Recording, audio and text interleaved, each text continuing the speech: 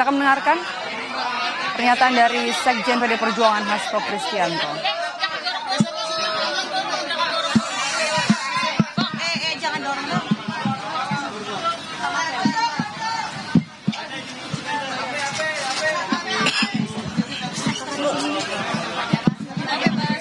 Bentar ya.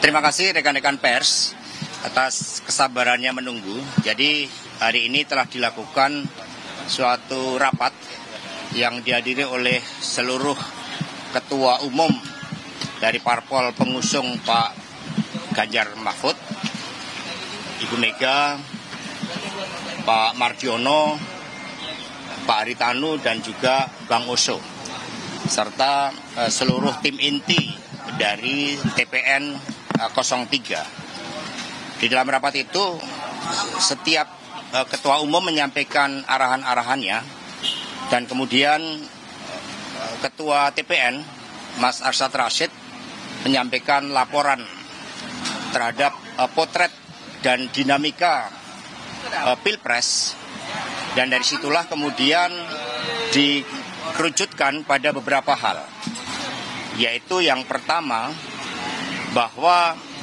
Pilpres tidak ditentukan oleh hasil quick count, tetapi melalui suatu proses rekapitulasi secara berjenjang, itu dari TPS bertingkat ke atas, sehingga seluruh saksi-saksi dari paslon 03 terus mengawal proses rekapitulasi itu, karena suara rakyat adalah suara Tuhan.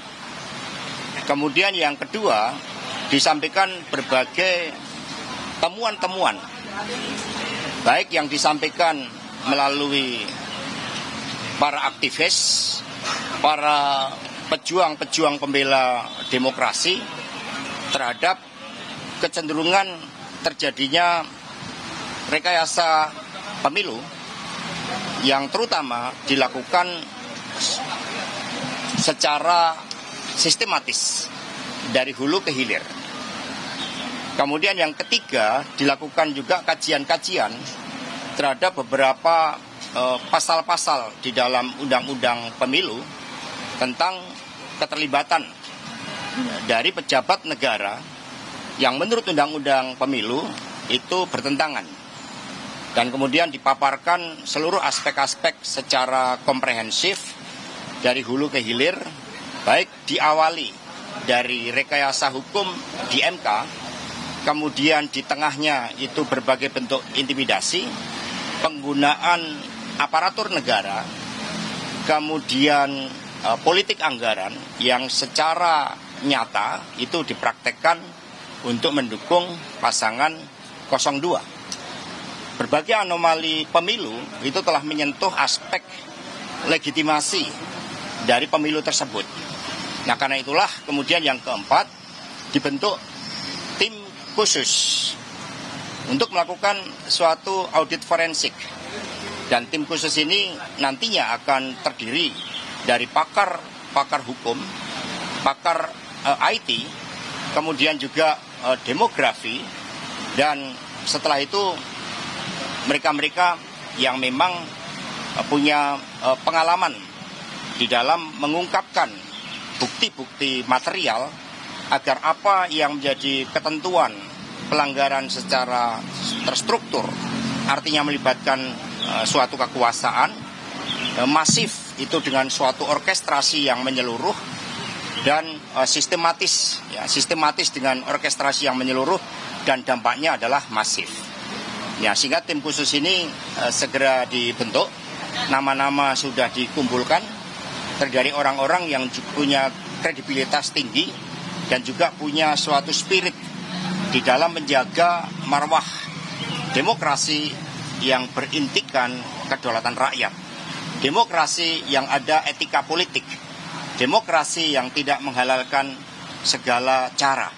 Dan kita juga melihat bahwa berdasarkan analisis terhadap proses, memang ada beberapa elemen-elemen di dalam internal penyelenggara pemilu dan juga pengawas pemilu di dalamnya ada pelemahan-pelemahan secara sistematis pula. Demikian pokok-pokok dari rapat tadi, dan semua mencermati bahwa proses hukum ini harus dikedepankan karena kita negara hukum. Kemudian dikaji juga proses politik, baik yang ada di parlemen maupun juga proses-proses politik di dalam pencermatan terhadap seluruh tahapan pemilu itu sendiri. Tim khusus yang tadi itu dibentuk isinya adalah orang-orang TPN dan partai politik atau juga ada dari masyarakat sipil, Mas? Tentu saja pergerakan masyarakat sipil ini independen. Mereka merdeka, mereka bergerak karena tuntutan nurani. Banyak di antara mereka yang berasal dari kalangan akademis yang memang tidak rela melihat masa depan demokrasi kita dipertaruhkan dengan cara-cara seperti ini. Kami tidak mencampuri terhadap seluruh independensi dari pergerakan masyarakat sipil, sehingga tim khusus ini itu lebih banyak itu berasal dari internal TPN ataupun pihak-pihak yang kemudian secara sukarela ingin memberikan pengetahuannya, pengalaman, kompetensinya di dalam mengungkapkan berbagai aspek-aspek terkait dengan pengungkapan anomali demokrasi ini. Mas Hasto, kabarnya Bu Mega mau ketemu Surya Paloh, Pak. Apakah udah ada rencana itu, Pak?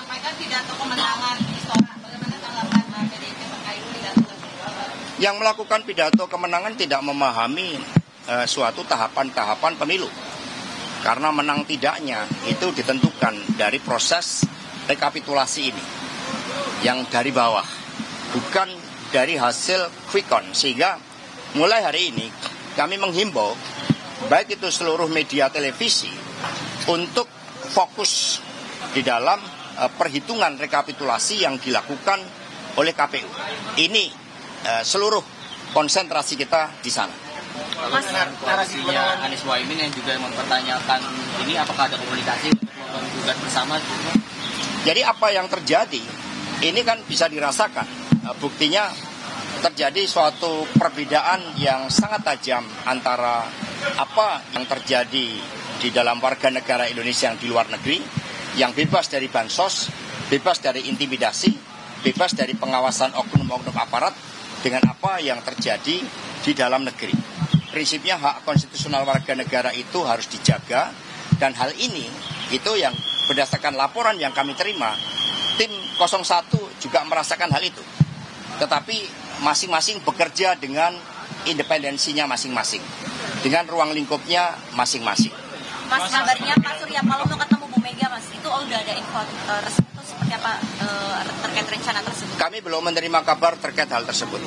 Mas, meskipun masih quick count, tapi kan beberapa basis PDIP seperti Jateng, Bali, NTT, bahkan di beberapa jumlah daerah lain itu jebol oleh Pak Prabowo dan Mas Gibran. Ini tanggapan Mas, ada justru itulah yang salah satu anomalinya, karena pergerakan dari struktur itu sangat masif.